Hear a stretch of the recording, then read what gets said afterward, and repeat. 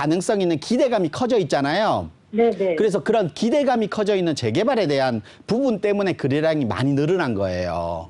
아, 네. 그러면 서초동에 있는 것이 방배동, 우리 방배동 재개발 구역 빼고 네. 나머지 구역들이 서초동에서 재개발할 수 있는 것들이 그렇게 많이 있을까요?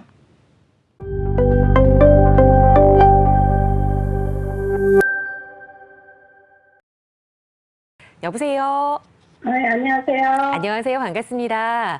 네, 아우, 아나운서님 너무 말씀도 잘해주시고 진행을 잘해주셔서 네. 항상 볼 때마다 네. 너무 예쁘고 고맙습니다. 애청해 주셔서 고맙습니다. 네, 저희 네. 더 성심성의껏 도움 드릴게요. 네, 네. 오늘 어떤 고민 함께 좀 이야기 나눠볼까요? 저희 딸이 결혼하는 딸이 하나 있는데요. 네. 직장이 용인하고 성남이에요. 네. 경기도에서 근무하는 딸이 있는데 집이 없어요. 네. 네, 그래서 걔가 가지고 있는 돈이 현금이 한 1억 5천이 있고요. 네. 네네. 그래서 집을 살려고 할 때 제가 5천 정도는 그 증여가 되잖아요. 무상 네. 증여가. 네. 그래서 그거에서 2억이 있고요. 네. 지금 대출 받으니 한 3억 정도의 여윳돈으로 네. 2월부터 집을 봤는데 네. 그 서초동에 네. 그 빌라하고요. 네. 근데 이제 서초동에 여러 호재가 많다 그래서 네. 그거를 계속 보다가 그 돈이면 아파트를 사야 되지 않을까 하고 아파트를 보다 보니까 얘 근무처 주변에 충남 분당에 네. 한솔주공 아파트가 있어요. 네. 네. 그래서 그 두 개 똑같은 돈이면 네. 빌라를 사야 되나 호재가 많은 빌라를 사야 되나 아니면 재개발이 될 수 있는 사야 되나 아파트를 사야 되나 그게 고민이 돼가지고 지금까지 못 샀습니다. 네, 연락 잘 주셨어요. 그러니까 우선 자녀분이 매수를 하실 건데 실거주까지 생각을 하시는 거네요. 네, 지금은 살 집은 있고요. 네. 거주해도 되고 투자도 돼요.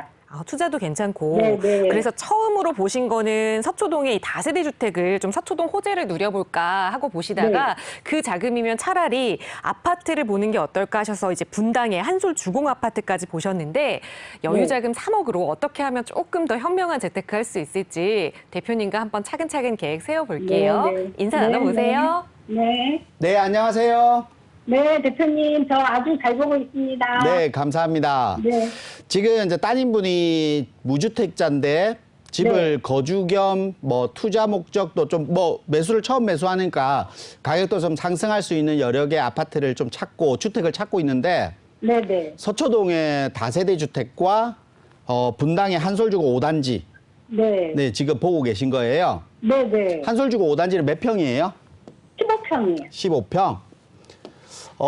제가 볼 땐 결론적으로 말씀을 드리면 거주와 투자를 병행하실 거잖아요. 네네. 그리고 직장이 아까 용인 쪽이라고 하셨잖아요. 네네. 그럼 한솔주공 5단지로 가시는 게 맞아요. 아, 그래요? 한솔주공 5단지로 가시는 게 맞고 네. 우리가 서초구에 다세대 주택을 선택하는 거는 여러 가지 호재를 가지고 있기 때문에 매수하는 거는 괜찮아요. 근데 우리가 지금 서울에서 다세대 주택의 거래량이 늘어나고 있고 서울뿐만 아니라 수도권 지역에도 다세대 거래량이 늘어나고 있잖아요. 네네. 그 늘어나는 이유는 그 집의 주변 지역의 호재가 아니라 최근에 서울 지역이나 수도권 지역의 재개발에 대한 부분이 좀 완화될 가능성 있는 기대감이 커져 있잖아요. 네네. 그래서 그런 기대감이 커져 있는 재개발에 대한 부분 때문에 거래량이 많이 늘어난 거예요. 아, 네. 그러면 서초동에 있는 것이 방배동, 우리 방배동 재개발 구역 빼고 나머지 구역들이 서초동에서 재개발할 수 있는 것들이 그렇게 많이 있을까요?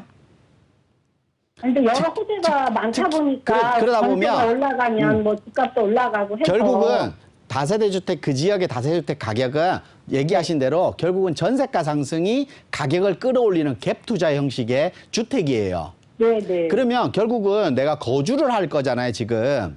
거주를 안 해도 돼서요. 근데 지금 같은 경우는 거주도 생각을 하고 있기 때문에 이런 갭 투자의 형식의 주택을 매수하기보다는 지금 거주를 할 수 있고 투자의 목적도 충분히 들어갈 수 있는 한솔주공 5단지를 들어가는 게 훨씬 더 나아요. 왜냐? 둘 중에 하나를 선택한다라고 하면 결국은 둘 다 거주 요건이 있어야 되죠. 지금 사면. 네네. 그러면 하나는 거주를 안 하고 하나는 거주를 할 수 있어요. 근데 똑같이 1억이란 돈이 올랐다고 계산해봐요. 그러면 거주를 한 것과 하지 않은 것의 세금 차이는 한 30에서 40% 정도 차이 날 거거든요. 네. 그러면 어떤 게 더 유리해요?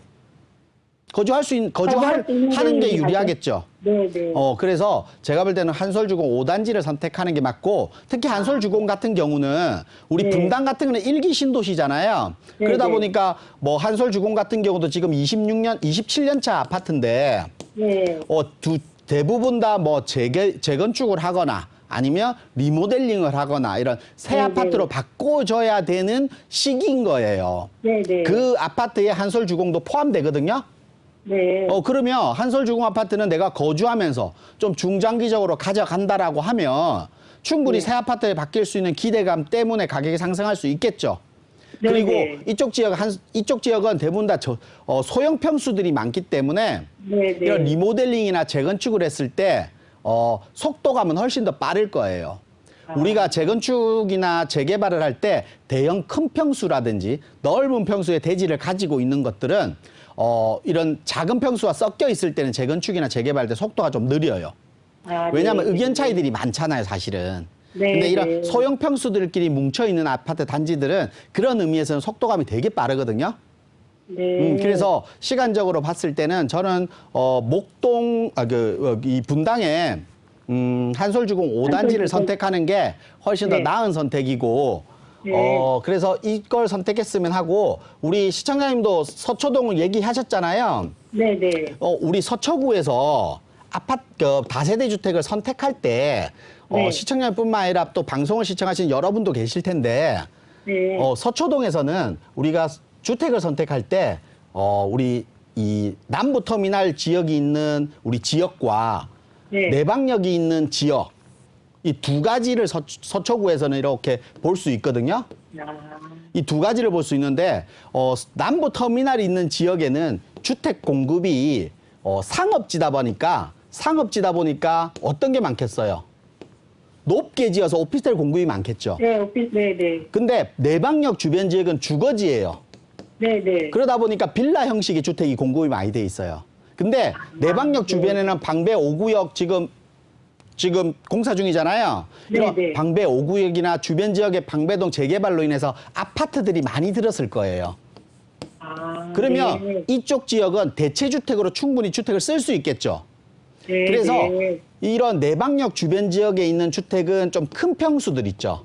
주거를 할 수 있는 300짜리. 평수들. 그러니까 네, 네. 뭐 방이 3개 있거나 아니면 2개 있더라도 네. 좀 넓은 거. 그러니까 네, 좀 네. 평수가 좀 넓은 걸 선택하는 거고, 네. 남부 터미널 있는 지역은 오피스텔 공급이 많다 보니까 젊은 층들, 그러니까 1인, 2인 가구가 많이 거주하겠죠. 네네. 그러면 이쪽은 좀 작은 거를 선택하는 거예요. 네네. 그러면 내가 아까 따님분이 거주를 안 해도 된다라고 하면 결국은 이쪽 지역에 캡 투자로 들어간다라고 하면 차라리 한솔주공 5단지가 훨씬 더 나은 거예요, 방법이. 네. 네, 무슨 말인지 아시겠죠? 네네. 아니, 네. 저도 하면서 그런 생각을 했었는데요. 네. 네. 대표님 의견을 듣고 싶어서 전화 드렸습니다. 네, 그렇게 네. 이렇게 정리해 드릴게요. 네. 고맙습니다. 네. 네.